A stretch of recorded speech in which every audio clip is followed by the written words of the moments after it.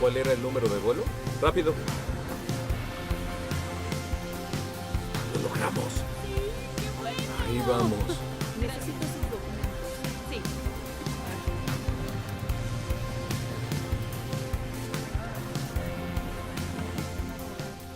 Se puede decir que es la persona más famosa en la historia. Más de 2.000 millones de personas afirman seguirlo. Eso es un tercio de la población mundial. Es representado en el arte y la literatura, más que cualquier otra figura. La revista Time lo llamó la persona más influyente que haya vivido. Pero ¿quién es Jesús?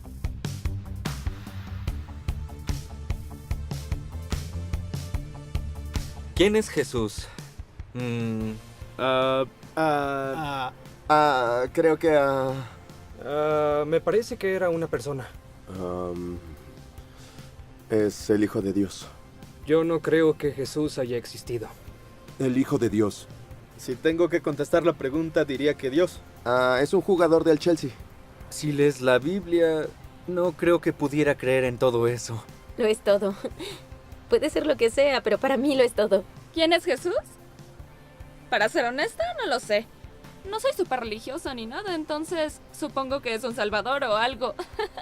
Personalmente creo que Jesús probablemente era un tipo cool que vivió hace tiempo y dio consejos a las personas y de ahí todo se hizo más grande. Gran parte de mi vida no fui cristiano. Yo provengo de una familia de abogados litigantes mediadores. Mi padre era abogado, mi madre era abogada, mi hermana es abogada. Mi hijo obtuvo la licencia, mi hija obtuvo la licencia. Mis abuelos de ambos lados fueron abogados. Mi tío era abogado. Si tuviera un gato, seguro habría sido abogado. Mi padre era judío secular. Él escapó del Holocausto. Gran parte de su familia murió en el Holocausto. Mi madre no iba a la iglesia. Mi padre se describía como agnóstico. Y yo llegué a la conclusión de que era un ateo siendo adolescente, y creo que era un ateo contencioso. No salía a convertir personas al ateísmo, pero si alguien quería convertirme al cristianismo, entonces yo tenía algo que decir sobre el tema. Y era muy desconfiado de los cristianos. Yo me topé con uno o dos en mis vacaciones y tenían estas sonrisas que me parecían muy sospechosas. Y en mi primer año de la universidad tenía una habitación junto a mi gran amigo, Nicky Lee. Le advertí que se cuidara de los cristianos. Le dije, no dejes que entren a tu habitación, sea lo que sea. Pero era muy tarde. Conoció a varios. Y una vez, él y su novia en ese entonces, ahora su esposa, Sila, me buscaron y dijeron que se habían vuelto cristianos. Estaba horrorizado porque eran personas encantadoras. Y pensé, ¿cómo puedo ayudarlos? No sabía nada al respecto, así que se me ocurrió investigar. Entonces pude encontrar una vieja Biblia. Y esa noche comencé a leerla. Comencé por el principio del Nuevo Testamento.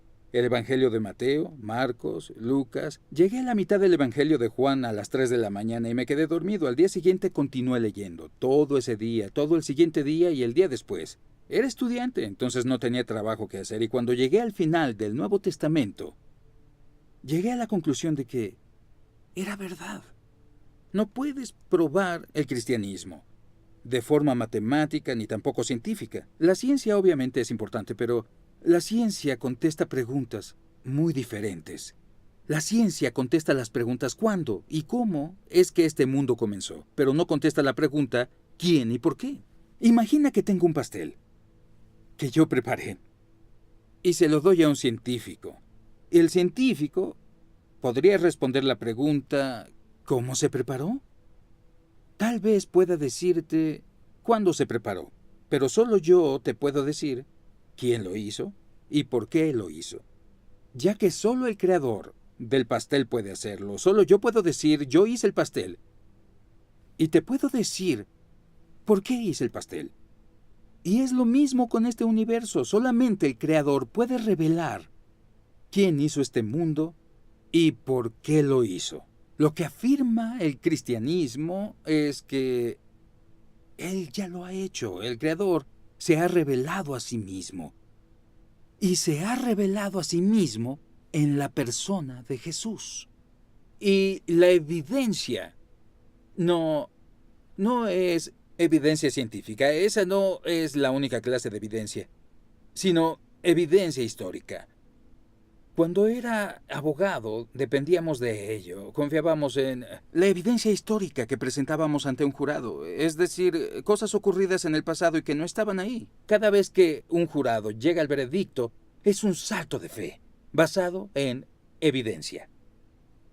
Yo mismo no podría ser cristiano si no creyese que existe evidencia, porque no podría dar un salto de fe a ciegas. Para mí, la fe en Jesús es un paso de fe basado en una gran evidencia histórica. ¿Por qué iniciar con Jesús? Se preguntarán. Yo no creía que hubiera un Dios, pero al final llegué a creer en Dios a través de Jesús, porque la resurrección de Jesús sugiere y afirma que este mundo tiene un creador, quien debe ser visto en relación y a través de un lente: Jesús. Se piensa que Jesús de Nazaret caminó por estas calles hace unos 2000 años. ¿Pero hay alguna evidencia de que en verdad existió? Bueno, en realidad hay bastante evidencia. Ningún historiador serio negaría que Jesús existió. Los historiadores romanos Tácito y Suetonio escribieron sobre Jesús. Asimismo, el historiador judío del primer siglo, Josefo, lo describió como Jesús, el hacedor de milagros, y luego continúa detallando su crucifixión y presunta resurrección. Así que hay evidencia de la existencia de Jesús fuera del Nuevo Testamento, pero la mayoría de la evidencia viene del Nuevo Testamento. Y alguien podría decir, bueno, el Nuevo Testamento fue escrito hace tanto tiempo ya, ¿cómo sabemos que fue redactado y no se ha alterado con los años? La respuesta es que sí sabemos, por una ciencia llamada crítica textual. La crítica textual examina el número de copias de textos antiguos que están disponibles en la actualidad e investiga el lapso de tiempo entre el documento original y la copia más antigua que existe. Básicamente, entre más manuscritos tengamos y entre más antiguos sean, de hecho existirá todavía menos duda sobre el original. Ahora, hay que comparar la Biblia con otros textos de la historia antigua, aquellos que son ampliamente usados en escuelas y universidades. Hablemos de los historiadores griegos Heródoto y Tucídides. Ambos escribieron en el siglo V a.C. Pero el texto más antiguo de esas escrituras que tenemos datan del 900 después de Cristo. Eso nos da un lapso de tiempo de 1300 años. Aún así, solo tenemos 8 copias del manuscrito para empezar. O hablemos del historiador romano Tácito. Hay un espacio de tiempo de 1000 años entre la redacción de su libro y nuestro primer manuscrito, y solo tenemos 20 copias. U otro clásico, las guerras de las Galias de César. 950 años entre la redacción del libro y nuestra primera copia del manuscrito, y aún así, solo tenemos 9 o 10 copias de estos manuscritos. De nuevo, con la famosa historia de Roma de Livio, hay un lapso de 900 años entre la redacción del libro y nuestro primer manuscrito, y solo tenemos 20 copias de este. Pero cuando se trata del Nuevo Testamento, es muy diferente. El Nuevo Testamento se escribió entre el 40 y 100 DC, y tenemos evidencia de manuscritos que de hecho pueden remontarse hasta el año 130 después de Cristo, y manuscritos completos del año 350 después de Cristo. También hay más de 5.300 manuscritos griegos, también 10.000 traducciones al latín, y contamos con otros 9.300. Entonces podemos estar bastante seguros de la precisión, la autenticidad y la integridad de las escrituras del Nuevo Testamento que se nos han transmitido hasta ahora. Lo más impresionante sobre la Biblia es que existe una distancia cronológica muy corta entre los eventos que se describen y entre nuestros primeros manuscritos. En muchos sentidos, los eruditos de Biblia están en una posición afortunada para poder revisar todos estos hechos y así averiguar que son mucho más confiables que algunas de las alternativas ya mencionadas. Y como erudito es más que un placer decir que yo confío en esto y lo tomo muy en serio. Es fundamental.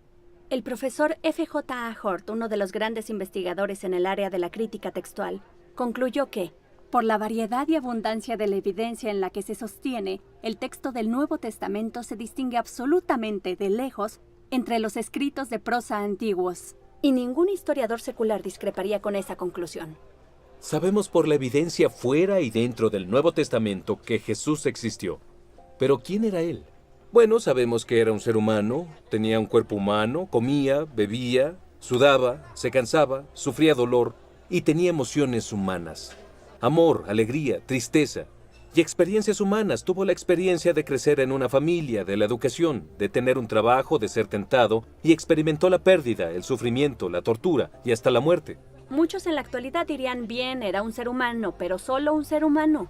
Tal vez era un gran maestro religioso, pero no más que eso. Otros dirían, era mucho más que eso.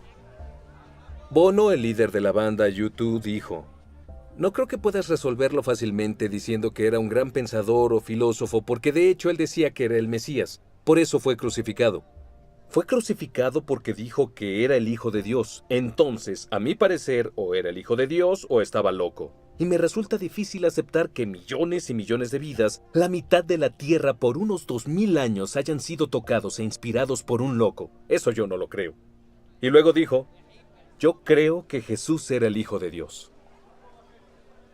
¿Qué evidencia existe que sugiera que Jesús era más que solo un gran maestro religioso?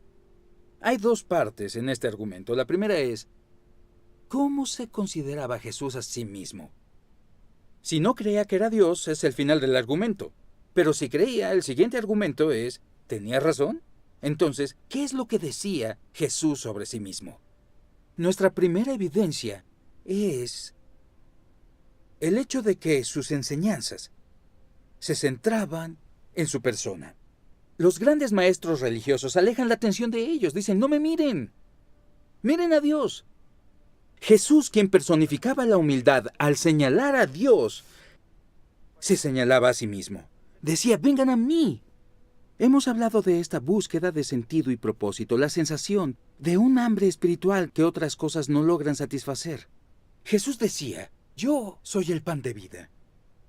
Yo soy el único que puede satisfacer esa hambre espiritual. Las adicciones son un grave problema en nuestra sociedad. Jesús dijo, si el Hijo, en otras palabras, si Él mismo los libera, serán ustedes verdaderamente libres. También hay cosas que llevamos adentro. Preocupación, ansiedad, culpa, miedo. Jesús dijo, vengan a mí todos ustedes que están cansados y agobiados, y yo les daré descanso. Él dijo, quien los recibe a ustedes, me recibe a mí. Y quien me recibe a mí, recibe al que me envió. El que me ha visto a mí, ha visto al Padre.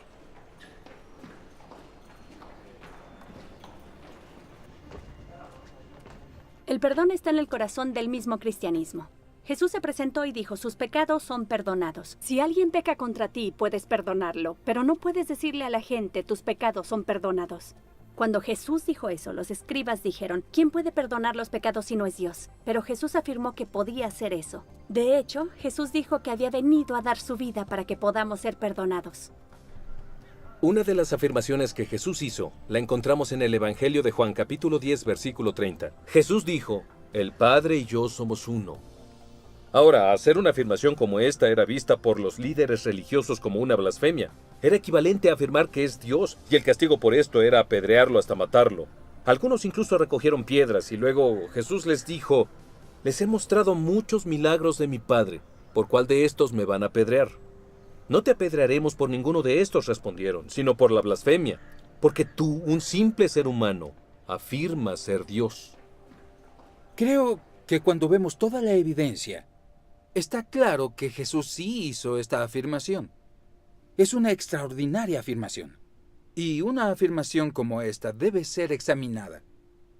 Ahora, si lo consideras, solo existen 3 posibilidades. ¿No era verdad? ¿Y Jesús sabía bien que no era verdad, en cuyo caso era un fraude? ¿O no era verdad? Y solo él no se daba cuenta, genuinamente creía que era el Hijo de Dios, en cuyo caso era un iluso, diríamos que era un demente. Pero lógicamente solo queda una sola posibilidad. Y esta es que es verdad, estaba diciendo la verdad. C.S. Lewis, profesor de Cambridge, famoso por ser el autor de las Crónicas de Narnia, lo pone así. Un hombre que solo era un hombre y dijo las cosas que Jesús dijo, no sería un gran maestro de moral. ¿Estaría loco? ¿O tendría que ser el diablo? Debes decidir. O este hombre era y es el Hijo de Dios, o estaba loco, o algo peor. Pero no inventemos una tontería condescendiente de que era un gran maestro humano.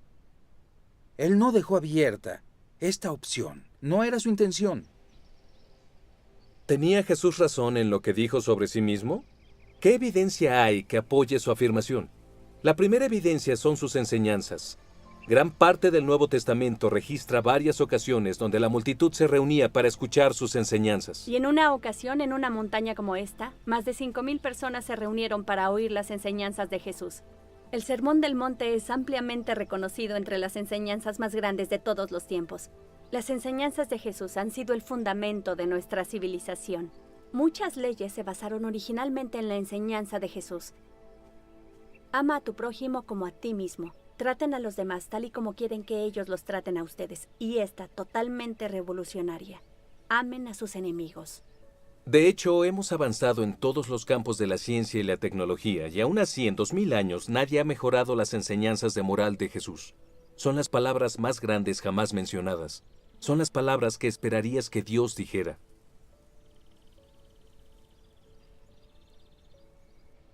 Otra cosa que marcó la vida de Jesús fue su amor por los marginados. Alimentó hambrientos, sanó enfermos. Su carácter ha impresionado a millones que no se consideran cristianos. La revista Time lo nombró el símbolo más representativo de pureza, abnegación y amor en la historia de la humanidad en el Occidente. Era una persona de quien ni sus enemigos encontraban falla, y sus amigos decían que no tenía pecado. Se dice que nuestro carácter se pone a prueba cuando estamos presionados o sufriendo. Y cuando Jesús estaba siendo torturado, dijo, Padre, perdónalos, porque no saben lo que hacen. Otra evidencia es el cumplimiento de las profecías del Antiguo Testamento. Nadie más en la historia ha tenido toda una colección de libros escritos de él antes de que naciera.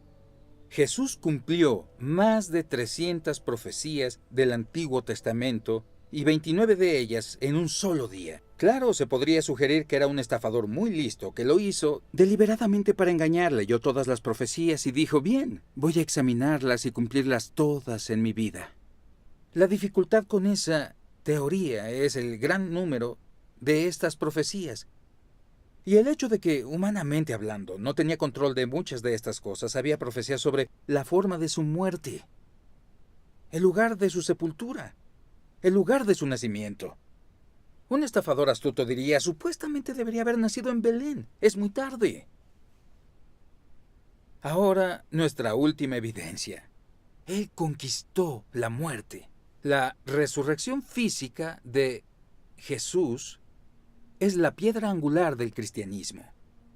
Y esto es relevante para todos nosotros porque vamos a morir. Es un hecho definitivo. Morimos todos. ¿Vas a un funeral? El ataúd es sepultado en la tierra. Eso parece como algo definitivo. Y lo es. A menos de que Jesús muriera, fuera sepultado y luego volviera a la vida. En cuyo caso, la muerte ha sido conquistada. ¿Pero esto es solo una ilusión?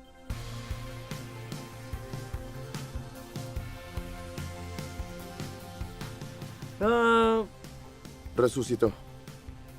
Es lo que me enseñaron. No sé, no puedo decir sí o no. Sí, yo sí creo que Jesús resucitó. Como hombre de ciencia, creo que eso es algo imposible.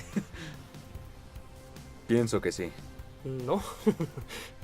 Sí, sí lo creo. Yo definitivamente no creo que Jesús haya resucitado. Sí, yo no creo que lo hiciera. No. Jesús no volvió de la muerte. Es ridículo. Podría usarse como metáfora, ¿no? Pudo ser como por alucinógenos. Sí, claro que sí. Yo creo en eso, al 100%. La relación que tengo con él es prueba suficiente. No estoy segura, no he investigado. Yo no lo sé, no lo sé. Existen 4 evidencias para la resurrección. La primera es su ausencia en la tumba. Nadie ha podido explicar de forma satisfactoria cómo es que el cuerpo de Jesús no se encontraba en la tumba el primer día de Pascua. Las personas han inventado toda clase de explicaciones. Por ejemplo, tal vez las autoridades robaron el cuerpo. En ese caso, ¿por qué no lo presentaron cuando las personas empezaron a decir que había resucitado? O tal vez ladrones robaron el cuerpo. Pero cuando los discípulos oyeron que Jesús fue visto, corrieron a la tumba y descubrieron que la tumba no estaba vacía. Dentro de la tumba estaba la mortaja en la que Jesús había sido envuelto. La única cosa valiosa que un ladrón podría haber robado seguía ahí. La mortaja se encontraba como el capullo de una oruga cuando la mariposa sale. Y la parte que envolvía la cabeza de Jesús había sido doblada y estaba en un lugar diferente. Cuando vieron eso, ellos creyeron. La segunda fue su presencia con los discípulos. Jesús fue visto en más de 11 ocasiones, en una ocasión por un grupo de unas 500 personas. Algunos dicen podría haber sido una alucinación. Las alucinaciones pasan entre personas muy inquietas, muy sensibles, muy imaginativas, o personas enfermas o drogadas. Pero los discípulos no entraban en esas categorías. Había cínicos como Tomás, pescadores rudos, recaudadores de impuestos, y ellos no alucinan. Ahora, la tercera evidencia es la transformación que vemos en los discípulos. Este era un grupo humano desilusionado y desesperanzado porque su líder había muerto, y de pronto los vemos transformados. Empezaron a decir, hemos visto a Jesús, Él está vivo. Salieron a decirle a todo el mundo. Y después, prácticamente todos fueron asesinados, crucificados, torturados, decapitados, debido a lo que creían. Si engañaban a las personas, solo tenían que decir, no es verdad. Pero nunca lo dijeron, porque sabían que era verdad. La resurrección transformó sus vidas, y como resultado, este extraordinario movimiento se extendió a todo el mundo conocido. Y es un movimiento sin precedentes en la historia de la humanidad. Y la cuarta sigue pasando en la actualidad. Ahora hay más de 2.300 millones de cristianos en el mundo, de todas las etnias, continentes, economía, nacionalidad, sociedad e intelecto. Todos ellos hablan de este encuentro con Jesús resucitado.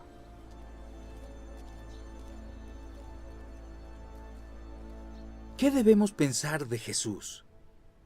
Me parece muy claro que Jesús realmente afirmó ser un hombre cuya identidad era Dios.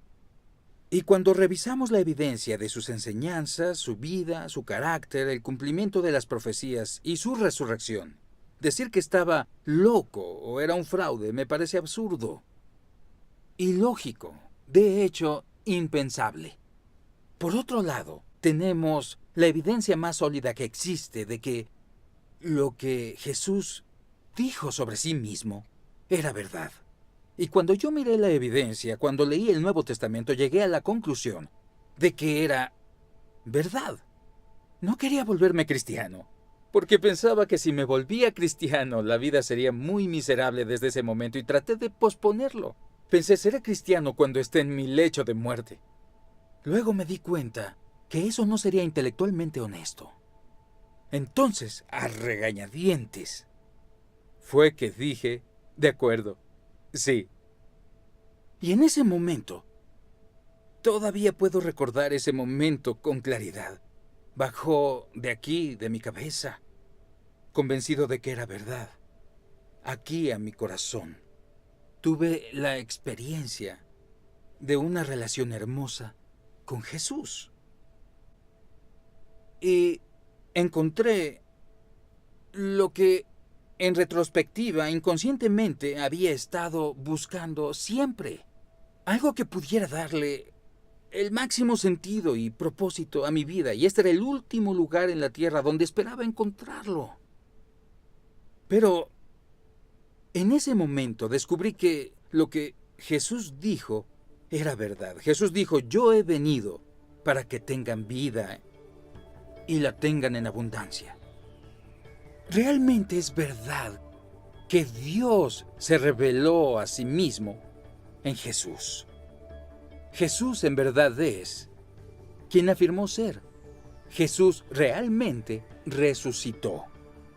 Hay esperanza después de esta vida. Hay esperanza para esta vida. Ahora mismo, en esta vida, en un encuentro con Jesús, encontramos vida y vida en abundancia.